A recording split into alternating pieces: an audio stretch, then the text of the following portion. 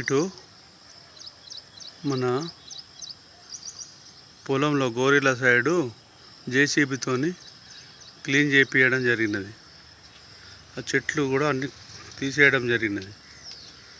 ఇటు బాయి సైడ్ కూడా మన బాయి సైడు బాయి తవ్విన మొరం గడ్డ ఉండే ఆ గడ్డ కూడా క్లీన్ చేయడం జరిగినది. మన పొలంలో కలిసేటట్టు జేసీబీతోని లేవల్ చేయించిన. ఆ తర్వాత అక్కడ నుంచి మన పొలంలోకి వెళ్ళి నీళ్ళు బయటకు వెళ్ళడానికి అది బావి. ఆ బావి పక్క నుంచి సైడ్ పోచమ్మ సైడ్ నుంచి నీరు పొలంలోకి రాకుండా బయటకు నుంచి వెళ్ళిపోవడానికి ఇట్లా కాలువ జేసీబీతోని కాలువ చేపించడం జరిగింది. ఇప్పుడు ఇక్కడ నుంచి అంత దూరం నుంచి పోచమ్మ పక్క పొంటి హౌస్లోని మడుగు కాడ నుంచి హౌస్లోని మడుగు ఆ మడుగు కూడా తీసేయడం కూలగొట్టడం జరిగింది. అక్కడి నుంచి ఇటు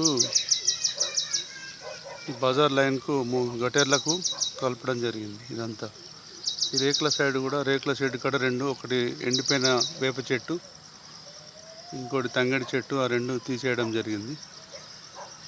చాలా బాగుంది ఇప్పుడు చూడ్డానికి. ఇది సాకల్ పోషాలది సురేష్ వాళ్ళది ల్యాండ్. ఎంత జిబ్బు లెక్క అయింది, జంగల్ లెక్క అయింది. రేకుల సైడ్ పక్క పొంటి ఇది ఆయిలా వాళ్ళ ఇల్లు, ఈ శ్రీకాంత్ వాళ్ళ ఇల్లు. ఇప్పుడు మన భూమి మాత్రం మన పొలం మాత్రం చూడడానికి చక్కగా ఉంది. చాలామంది మెచ్చుకుంటారు. చూడండి, మళ్ళొకసారి చూపిస్తాను.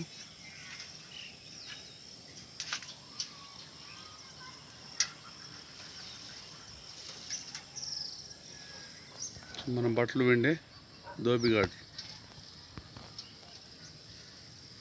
చెట్లు తీసేయడం వలన కోతుల బాధ తగ్గిపోయింది. కోతులు రావడం లేదు ఇప్పుడు.